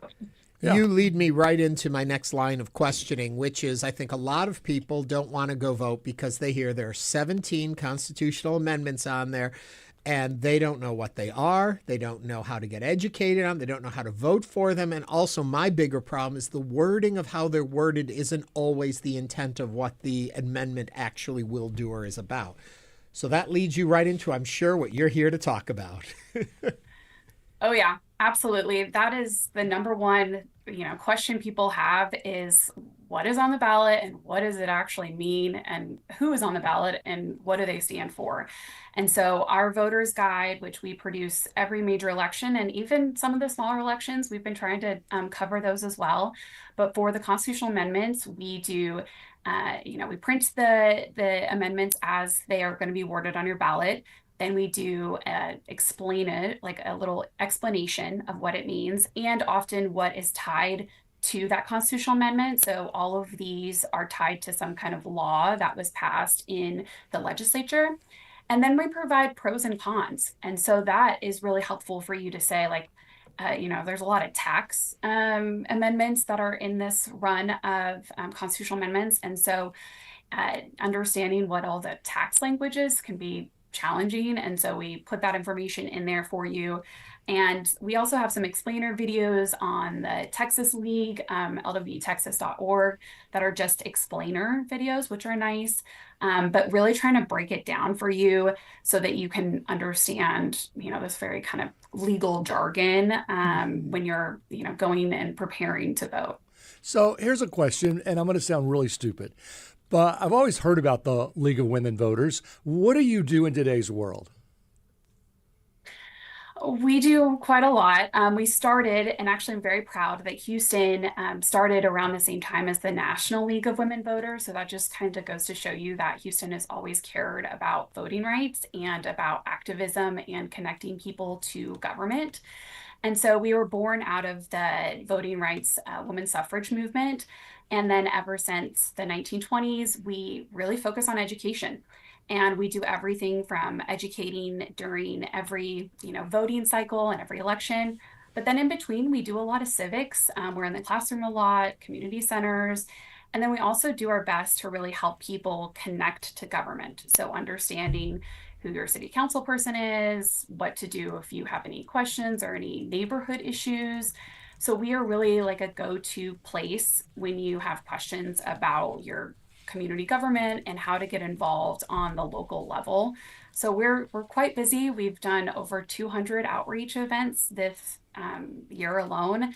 Last year we did over 300. So we know that we're going to be doing a lot, in and out of elections. And so we really focus on the education to just let people know, like, it's okay if you don't understand this stuff. It's complicated, it changes. And so we're here to help. Katie, as I listened to you discussing this and talking about the history of the League of Women Voters, what have y'all seen throughout history? Is it still the same message, or do you think we've come a ways? Or, what's changed in all of these years? Well, I think that a lot of times the issues that people care the most about are about their families, their communities, their own well-being and their rights within their little home and their bubble as well. And how people get information has certainly changed. I think that has been a big shift where people want information in all different forms. Every year, people ask us if we're going to continue to print our voter's guide. And every year we run out of printed guides because people still want them. And so we still have digital, and we've expanded to all these different ways. So I think some of the biggest changes is how people get their news, get their information, and understanding like what's going on in their lives. But the issues, and also just the need for just trusted, nonpartisan, information is really important to people because everything is so politicized. So it's hard for people to figure out what's your intention when you're telling me XYZ thing, and if there's any kind of back reason why you might be sharing things. And so nonprofits and our work in the nonpartisan space has been just a kind of a safe place for people to find out information for themselves. That was definitely the point that I wanted to hit on, is that you folks, and having worked with the League in the past, you work very hard to remain nonpartisan and give the information that's out there factually, accurately, and without picking sides, so that people really do have the freedom to decide. And that's what I think is so valuable about your guide. We can, just like I say, with the amendments, you don't always know what they actually mean. When you get endorsement cards, you don't always know who's sending what from where. But when you pick up a League of Women Voters, they're not politicized. Well, I guess politicizing the whole game, but you're not partisan-sizing it. And that's really important in today's day and age. You also hit on the fact that you do continue to print the guide. Where can people pick them up currently? And also they are online. Where can they find them online? Yeah, we always say to check your local library first. We have a great partnership with both Harris County and Houston Public Library and library systems across the state. If you are anywhere in the country, so if you're listening anywhere, you can go to vote411.org. And every local league puts together a voter's guide for every election, and all that information is loaded on there. So you can type in your address. The address is not saved, so it's it's completely confidential. You won't get ads or anything from us later on. And then that resource is helpful because you can just kind of click through, make your, figure out what answers make sense to you, make the decision that's important to you, and then print that out because you unfortunately can't bring your phone or have your phone out during when you're voting, but you can certainly bring cheat sheets. You can bring the physical voter's guide, and you can write down your notes as well. Thankfully, this ballot is much shorter, so you can write a bunch of Prop 1, yes or no, Prop 2, yes or no. So it's a little bit easier, but make sure you bring your notes too when you go. I do want to point that out, that you're not voting yes or no. When you're in the ballot, you're voting for or against. Yes. And I think that'll confuse people. Thank you for that. Okay. And no partisan sizing, to quote Ernie Manous. No partisan sizing. I'm going to steal that. Okay, you're welcome to. Katie Campbell Shumway is the executive director of the League of Women Voters of Houston. Katie, thank you for joining us on Hello Houston. Thank you so much. You guys have happy election day tomorrow. Thank you. And everyone remember, get out to vote. Tomorrow is the last day. It's election day in this particular vote. So you're going to want to do that. And then you'll probably want to come back out for the runoffs because I think we're going to have a couple of those coming up. But definitely vote tomorrow. Coming up next, John Lomax, Harris County reporter for the Houston Chronicle, is going to talk to us about something he's discovered recently. Ooh. Stay with us as Hello Houston continues.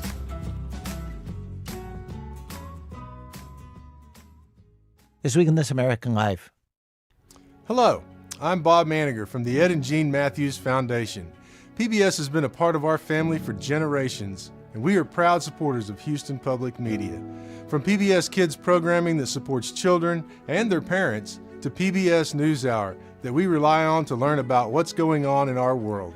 Your support keeps PBS available for our community across Greater Houston.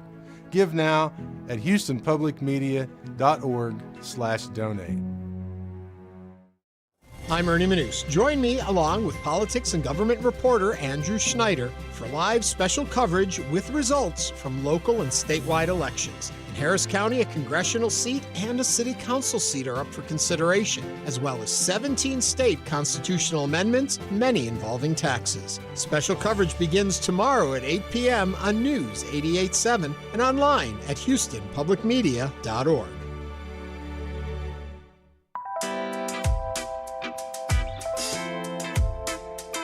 Hi, I'm Brandon Rottinghouse. And I'm Jeronimo Cortina, host of Party Politics on Houston Public Media. We're inviting you to News and Brews happening February 17th at St. Arnold Brewing Company. Let's have a thoughtful political conversation over great food and cold drinks. When you donate $60, select your ticket to News and Brews, and you will also get a complimentary pint glass. Get your ticket today at houstonpublicmedia.org/donate. See you there. Support comes from Blake Hillegeist Real Estate, independent commercial and residential real estate broker with over 30 years experience guiding clients through economic downturns, realty challenges, and everyday life situations. More at blakesellshouston.com. Support for Houston Public Media comes from Mercury Chamber Orchestra, presenting a concert featuring Mozart's Final Symphony, the Jupiter Symphony, plus his clarinet concerto and more. November 8th at the Wortham. More at mercuryhouston.org.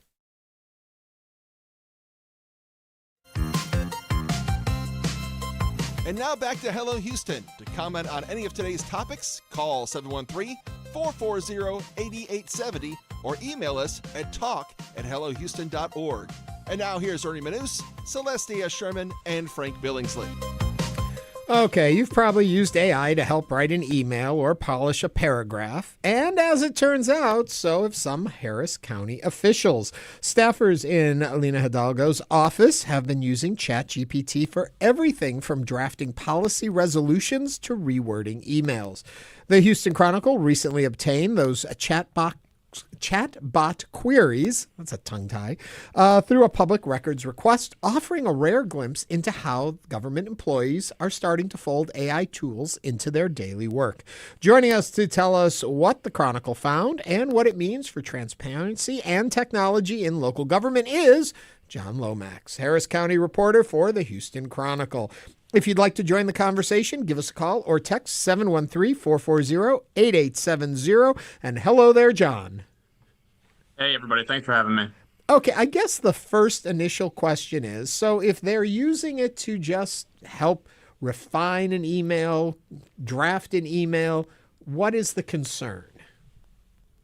There's really with like this particular batch of records we got back, I didn't see a ton of room for concern with like exactly how it was being used. I think our reporting there was more so just highlighting that it is being used, and that there should be more, I guess, of a dialogue here about, particularly with the county, which is like a very decentralized kind of organization with, headed by probably nearly a dozen elected leaders, and each with their own rules. And so, I think it's just time that we start kind of looking at this and asking, well, what are we okay with, and how should this be being used? So, John, what tipped you off to look into Harris County elected officials to begin with?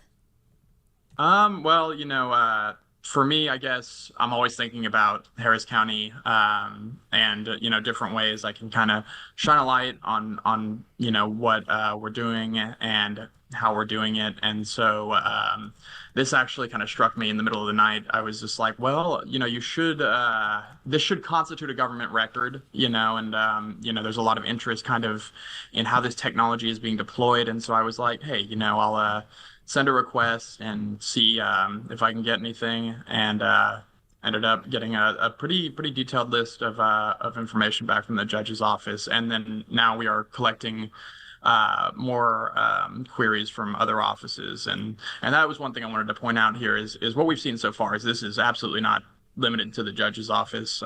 She just happened to be the first kind of official we wanted to look into.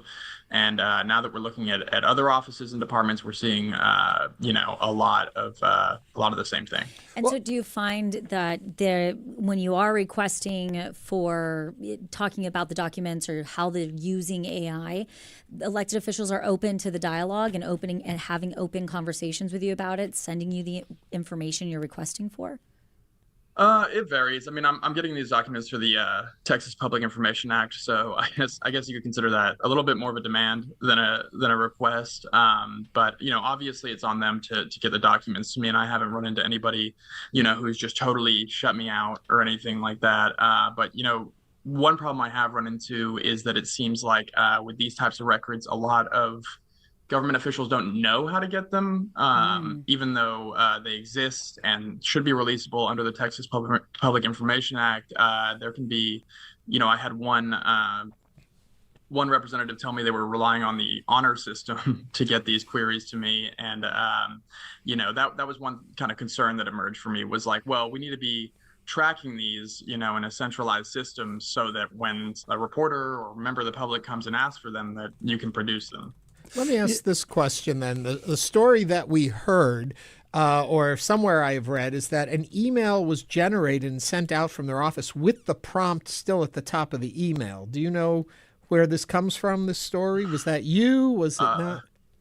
No, that was not a part of my reporting. I haven't personally heard that. But, I wouldn't be surprised if that had happened at least once in one office or another.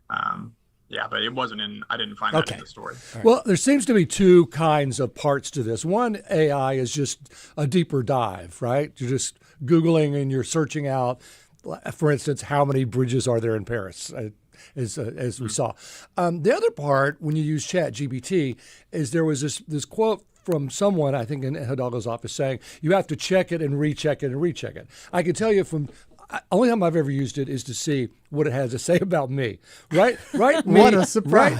Write a Frank Billingsley resume. And it got a lot of stuff wrong. And so to your reporting, you have to check it and recheck it and recheck it. So how does it save that much time if you're having to recheck it and recheck it and recheck it? Because they say, it's a time saver, but is it really? I think that where AI really shines and what I kind of saw in the request was, a lot of times it can be difficult to get the Google wording just right for something that you want to find out, or, a lot of times things are hard to Google, and AI is like good at like sort of figuring out what you want to find out, and is a little bit more forgiving than like Google, which like, you put in a certain combination of words and it might, return something completely opposite from what you're looking for. And, with AI, you can even go through like a process of elimination of like, oh, actually, I'm not looking for that. Let me give you more details. And, I think we saw a little bit of that in those requests, and, a lot of stuff that seemed like people were also kind of, it's a new technology, and it seems like government officials are also kind of figuring out, well, what can we do with this, and I think I saw that in the request as well. We are speaking with John Lomax, Harris County reporter for the Houston Chronicle, about the use of AI by our local governments. If you'd like to join the conversation, you can call or text 713-440-8870. Alvin from the 3rd Ward is joining us now. Alvin, welcome to Hello Houston. Welcome. Hello, guys. Hello, Alvin. All right. I really love this subject because I just finished a customized AI that teaches AI prompting. How appropriate. So guys, when I heard this, what is great is that what they're doing is that they're saving time. And so anybody that cares about tax dollars, it should be heartening to understand that what these people are doing is, rather than spending 2 hours, 3 hours crafting something that they can do within less than 5 minutes. And so that's a good thing, which means that they buy time to do more stuff on behalf of the taxpayer. So let's hope that things are angling in that direction. That's a great thing. One last thing that I would say is that when you're typing directly into your personalized account on ChatGPT, that's sharing it with OpenAI in their database. I'm not saying OpenAI then shares that with other people, but what you want to do is that they want to create a customized ChatGPT, which is what you can do. And what happens is when you then query in that realm, all of your prompts and everything is private.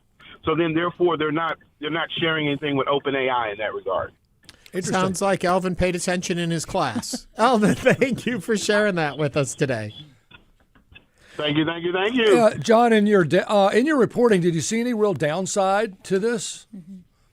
Nothing jumped out as like being a huge point of concern. At least with that story, we've seen in some of the requests that we're getting back a little bit more kind of, I don't know what the term would be, maybe robust usage of AI, where I think maybe, there was a lot of help for it with, some of the county IT departments were using it a lot to code, which I think could create like a concern for like, well, if you're just kind of copy pasting this code into websites and stuff, you don't really know how it works. And like, if it falls apart, then you'll have to go back to ChatGPT and be like, what's wrong with this?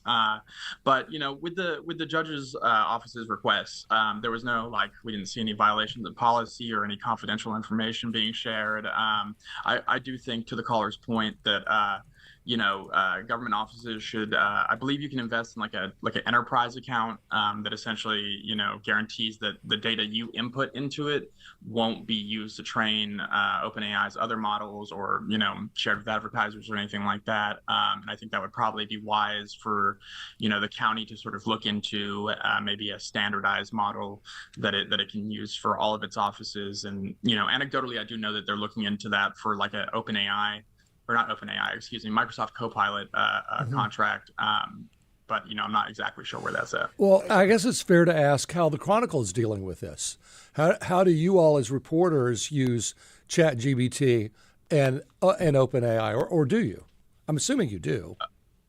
I mean, we don't, I think that it kind of varies from reporter to reporter on how they use it. The only thing I've really found it to be beneficial for in my kind of limited testing has been sort of, a lot of times you can't Google like a negative or like a has this ever happened before. It'll pull results for like similar things that have happened before, but if you're trying to find out is this the first time something has happened, I've seen a little bit of use for it with that, but obviously with reporting, being accurate is so crucial that the stuff that it would save me time on, oftentimes I'm like, well, either I find something that it looks like a mistake, or I'm just nervous and I'm like, well, I need to check this, and then at that point it's like, well, I'm just kind of wasting time here, I'm doing it again. So I think that newsrooms across the country and reporters are see the value in this, and we don't want to end up in a situation where we take forever to adapt to a new technology like we sort of did with the internet. So there's a big push to like find a way to use it, but right now it seems like we're still in that kind of like feeling things out sort of phase. And I definitely think you can go to the Poynter Institute, and they do have a whole article all about, helping newsrooms develop ethical policies across the board to guide newsrooms on how to use AI. Question for you too, and looking at your queries that you have asked for, did you see any place where they were asking for like policy positions or things like that to use AI to do, addresses to write? No, we did see like there was one query where they were basically asking for them to for the AI to help them draft a resolution, which is basically like a what would be the word, ceremonial kind of document that doesn't really have any policy attached to it. But there wasn't anything like what should Houston do about pedestrian fatalities or anything like that. It was all basically like they had the message, and then they would take it to the bot to basically repackage it, or like we did see that one chain of queries where and the judge addressed this herself at the State of the County address, where they were asking for a little bit of help with the speech and asking for it to make jokes, and that was a kind of a long line of queries. But nothing where they were asking it basically to like write policy for them. So I bring that back into focus to ask then, how is it any different, would you think, from where you sit, in just having an assistant or someone draft an email, a statement, a policy position for you, and then you take it back and you refine it to your own language, which I assume happens in all elected officials all the time. Isn't that more how it's been being used? Yeah, and I think it's very similar to that. I think the only differences would be like you obviously have the inherent human oversight with an assistant, and also that's creating a job for somebody. But I don't think most taxpayers would expect the government to just create jobs that have become obsolete. But I think that there's also value in having that human there, and there's a risk that 10, 15, 20 years from now, all of our politicians' speeches sound exactly the same because, they're all written by a ChatGPT. But, I don't think that there's really like a huge room for concern here. The kind of point of this reporting was just like, hey, this is being used in government as well as, everywhere else, which might seem obvious to people, but I think there's value in kind of being like setting the record from the beginning that it is being used. And perhaps we should have a conversation about how we would like to see it used and what the best kind of use cases are for it. Okay, so to your point, if I was a politician, I would ask ChatGPT to write me a speech that's been the most well received in the last 5 years. And try to hone in on what has been successful. Write me a campaign that's been successful. How did this person get elected and he was the underdog? Show me how to do it. And that the politicians would start using GPT for an AI for that purpose, to tailor what they say around what's been successfully received. Mm-hmm. And I think the big problem, the concern there is that like, at least from my end, I feel like this technology basically works on, like you said, sort of recreating things that have already been made, right? And I think that, when you think about the speeches that have really won people over, swayed countries and stuff like that, it's not a rehash of already existing things. It's people stepping out, being bold, and speaking in their own words, which, obviously as as an AI, ChatGPT is not really.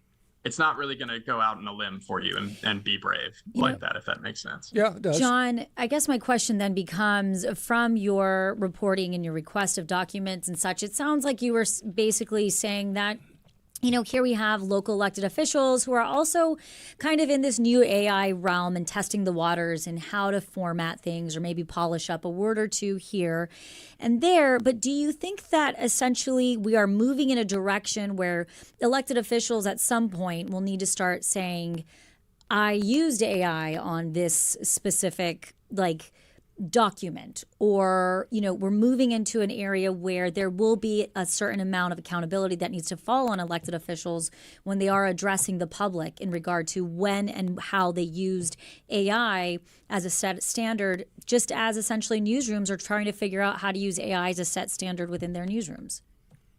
Yeah, I think, I guess my hope there is that it will be sort of like a self-correcting system where, like, as a politician, you don't want to have to come out and say, like, I used AI for this when somebody read your speech and was like, this is full of inaccuracies. You don't want to have to, like, come back and be like, oh, well, I used AI for that. So, like, my hope is that leaders will be naturally transparent and naturally motivated to do so, just so they don't, there isn't like a big embarrassing moment where they then have to come back and sort of sheepishly admit that they used AI. I think the comparison to a search engine is a good one in a lot of ways. And, I don't think we expect our leaders to, be like, I used Google for this. Right. So, I think that it's an interesting line. And I think that kind of the human oversight element is the most important angle here, because I don't have a problem, and I don't think most people would, if somebody uses AI for a speech or something to sort of set maybe the framework, and then they kind of fill in bits, just AI, its best use case in my mind is as a, assistant to a human who produces a product in collaboration with it, instead of just a sole sort of source. I guess part of my problem with this whole line of questioning, though, is that our presidents have speechwriters. Maybe Trump relies on it less than anyone. And a president never has to stand up and say, the speech I'm about to give to you was written by 5 guys in this room down the hall from my office, and I'm reading you their speech. How we get to the verbiage that comes out of our politicians' mouths is not well known, I don't think, by the general public, that there are speechwriters and policy writers and paper writers. So I see this as just another tool. As long as they are still in control of the final message put out there, how they get to what they're going to say doesn't really bother me, as long as they put the final bit of approval on it. I am curious, though, also, was all of this handled under a single, per se, Harris County account, or were they each individual? Because if it was under a whole Harris County, theoretically, the AI is learning the positioning of the whole unit and therefore is generating content that matches the unit's content. If each individual was making requests separately on AI, how did they use the tool?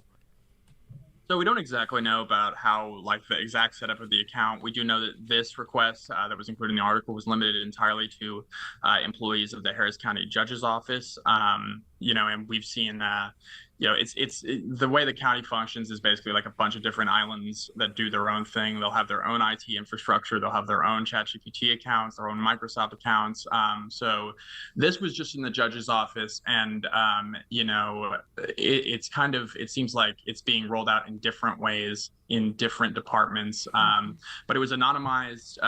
The data we got was anonymized in a lot of cases. So for this, we weren't able to identify exactly who submitted the requests. It would just say user at the top, and they even redacted the responses from ChatGPT. So we couldn't really get an understanding of exactly how it's being used, but it seems like broadly they probably have some sort of business account or something similar, where you have multiple users kind of interacting with it. And that was a basic breakdown, I guess. John Lomax is the Harris County reporter for the Houston Chronicle. John, thank you for joining us today on Hello Houston. Thank you for having me. Coming up, we're going to discuss literacy and what that means today. Stay with us as Hello Houston continues.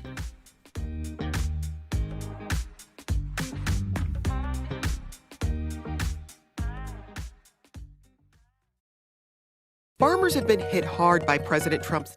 Hi, I'm Michael Schaefer. My partner Ellen and I have been proud supporters of public radio and TV for decades. We really would be lost without our daily fix of unbiased national and local news, cultural programming, and great entertainment.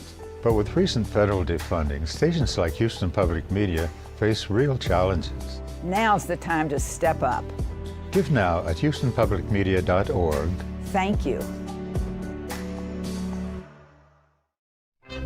I'm Stephen Dubner, host of Freakonomics Radio. Every week, Freakonomics Radio explores the hidden side of, everything. From the economics of sleep to when is the best time to rob a bank.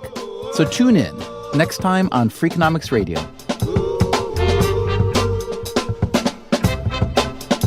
Freakonomics, Mondays at 9 p.m. on News 88.7. Hi, I'm Manoush Zamarodi, and our world is changing so fast. On the TED Radio Hour, we invite innovators, researchers, and activists to unpack those changes with us. Just about all companies are becoming technology companies or technology-enabled companies. Listen to the TED Radio Hour from NPR every week for conversations that will deepen your understanding of our changing world. The TED Radio Hour, Tuesdays at 9 p.m. on News 88.7. Support for Houston Public Media comes from listeners like you and from the Houston Ballet, presenting Stanton Welch's The Nutcracker. The holiday tradition returns to the Wortham Theater next Friday. Tickets available at houstonballet.org. Houston Public Media presents The Moth Story Slam, November 4th at River Oaks Theater. Doors open at 7 p.m. The theme of the night is Cheat. Tell a story about deceit. Tickets at houstonpublicmedia.org/themoth.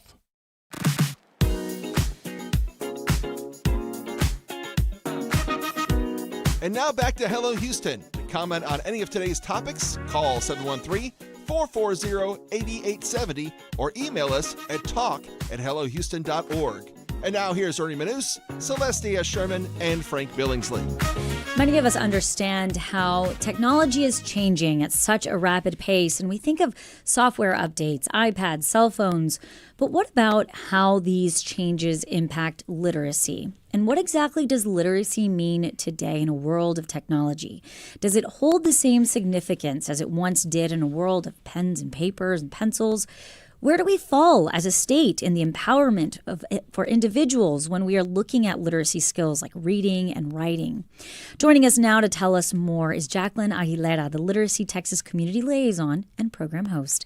Jacqueline, welcome to Hello Houston. Thank you. It's great to be here. Thank you guys for inviting me. And I am very excited to talk about my passion project, which is adult literacy, family literacy, all things literacy. So thank you for having me. Absolutely. And if you have a question or a comment and want to join the conversation, you can give us a call or send us a text, 713-440-8870. You know, I guess the first place I'll start with this is I read books a lot less than I used to. Gotcha. And so I was starting to think, oh my God, I'm not flexing that muscle. But I'm constantly reading in today's world. I'm always on a screen somewhere, be it a tablet, my cell phone. So is literacy, are we still engaging in literacy? Maybe not in the most highfalutin part of it with the well-written, crafted, a great novel of the past or something like that. But we are still reading. Constantly. I mean, as you pointed out, I mean, everywhere there are words, letters, we encountered them. The thing is, it's become a lot more complex. We used to house literacy between the pages of a book. Mm-hmm. Now we have branched that out into understanding, applications, life decision skills, and, you know, being able to translate those skills into action, into productivity. That's the question. We're still wrestling with some big odds for Houston. Houston, we do have a bit of a problem. We are 1 in 3 of adults who struggle daily with functional literacy skills. They can read or make letters out to a certain extent, but being able to truly function in a productive way that they can take care of their families, that they can care of themselves, they can become employed, that's a challenge. The good thing is Houston has a strong group of adult education and family literacy providers all throughout the greater Houston area that work together to address these issues, starting with the basics of what we think of literacy, mm-hmm. as you brought up reading, mm-hmm. but then that goes into the skill sets of preparing for work. We get into financial literacy, health literacy. You guys were on a great topic just earlier, digital literacy, information literacy, mm-hmm. being able to make those decisions with a well-informed mindset. And these are things, especially as we move further into the digital age, mm-hmm. that we can't say, well, didn't you learn that from your parents, or didn't your grandparents teach you? Who were your guardians? What were they doing while you were learning? No, the pandemic just kind of went and switched us around, And we got this reality check, and, of course, everybody got sent home laptops to teach their children. I don't know about you, but yeah, I know a lot of people that were sitting back going, okay, I have a degree, and now you expect me to teach my child on, this new platform. So again, the world has changed. Yeah. It's but different. I guess the literacy part of it, if I'm thinking of literacy in the most basic terms, if people can read, that this whole onset of this digital world that we live in is propelling and forcing people to know how to read. And I would think, and you can tell me statistically then, that would lift the number of people who at least are functionally literate, maybe not once again at an art of writing, but can function in a society because they have to communicate with the world around them. Is that accurate or not? Again, we need training. We can have the tools. We have all the tools thrown in front of us, but to actually know what to do with them, how to use them. And again, even having access. A laptop is not a laptop is not a laptop. Same thing with cell phones, et cetera. Connectivity. In Texas, we still have a lot of rural communities who are trying to get connected, period. So there are a lot of disparities between access, and then we get into training and function. So while the words are there, while we are being exposed to more, actually being able to use those tools practically so that they actually make sense and are of value. We have, we look at our youth and we say, well, no problem. Of course, they're in the digital age. They're going to make it, no problem. But can they use it in a way where they can be creative, productive, when they can engage on a business level, so that they can actually make those networks, when they can excel, even to the point of becoming an entrepreneur. So again, that's an advanced level of application. So Jacqueline, kind of to Ernie's question, I think I have the flip of that, which is today, in today's day and age, are people still illiterate? I will never forget when I was a little girl, 4 or 5 years old. I think we were at the bank. I was with my parents, and I saw somebody sign an X. Yep. And I asked my mom, Mom, why didn't they sign their name? Yeah. And that has stuck with me for such a long time, because I remember thinking, seeing an adult not being able to actually write their name. Now, I think today, in today's day and age, everything is DocuSign, or, we think of everything it's even more challenging. Digital. Yeah, I still don't know how to DocuSign things correctly. So my question is that how has the definition maybe of literacy, but not looking at it from a literacy standpoint, but from an illiterate standpoint, changed? Well, again, I go back to that stat. Harris County is struggling with 1 in 3. That's our challenge. 1 in 3 adults are struggling with basic literacy functions. That includes basic performance, letters, signing names. That can come from a variety of reasons. A lot of times we have people who are here from other countries, so it's a language issue. I mean, if you sent me to Russia and told me to write my name, I would probably have an issue going on, and they would send me to a teacher to help me out. Right. But, the whole notion of illiteracy itself, the stigma around it, a lot of times people remain in the shadows because of that implication. That's why we refer a lot to people who are struggling with foundational literacy, the basics of literacy. And many times we have individuals who have learned to survive. They've made it, but you would never know. I was at a fundraiser, and there was a sheriff from a small town. He had retired, very successful. Everyone loved him. And he's sharing at this fundraiser. It was for one of our providers. And he said, the biggest thing that I laugh about is I can barely sign my own name. I would always blame my issues on my glasses. And so I'd ask one of my partners, my friends, my administrative secretary, I'd ask anyone to come over and help me out. Dollar General was the same way. The founder of Dollar General did not receive the literacy skills that he needed, and that's why Dollar General is so vested in investing in adult literacy and basic reading for the nation. How do you spot it?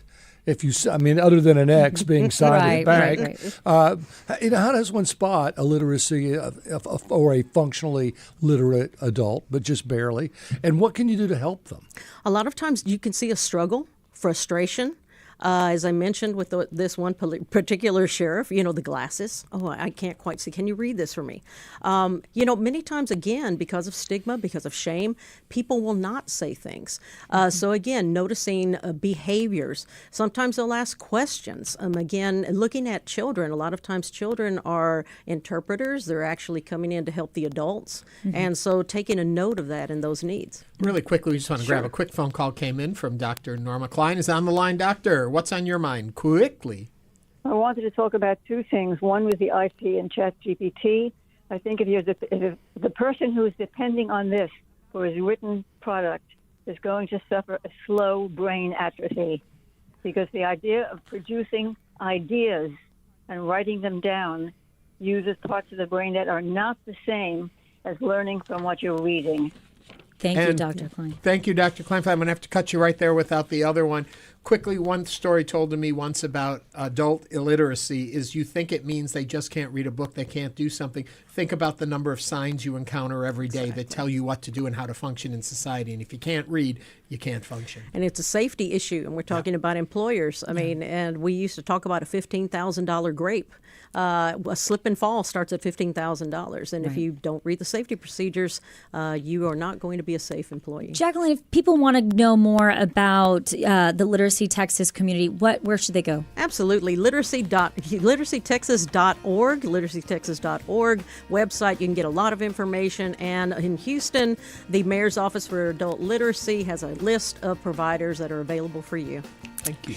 Again, thank you, Jacqueline Aguilera, Literacy Texas Community Liaison and Program Host. Thank you. And that brings us to the end of our show. We want to thank you for joining us, listening. Monday's gone. Monday is gone. And tomorrow is election day. Get out and vote. Free Metro rides if you need them. Thanks for joining us today on Hello Houston. We'll be back with more conversations tomorrow. This is News 88.7. Thanks for listening to Hello Houston. Join us every Monday through Friday from 11 a.m. to 1 p.m. to talk all things Houston. The Hello Houston production team includes Garrett Bowman, William Menjivar, Jen Altai, Todd Holslander, and Jim Kovacic. For the latest in local news, subscribe to the Hello Houston daily newsletter at HoustonPublicMedia.org. Hello Houston is a production of Houston Public Media. The opinions expressed by the guests of this program are solely their own and do not represent the views of management, staff, or underwriters of Houston Public Media. This is News 88.7. Support comes from the Clarion at Brazosport College in Lake Jackson, presenting the New York Tenors with the Brazosport Symphony Orchestra, November 9th. Tickets available at brazosport.edu/Clarion or by calling 979-230-3156. And 73 right now here at the UH campus, on our way to an afternoon high of 75, clear and chilly overnight, low of 52. You're listening to your NPR station, KUHF Houston News 88.7, a service of the University of Houston. It's 1 o'clock.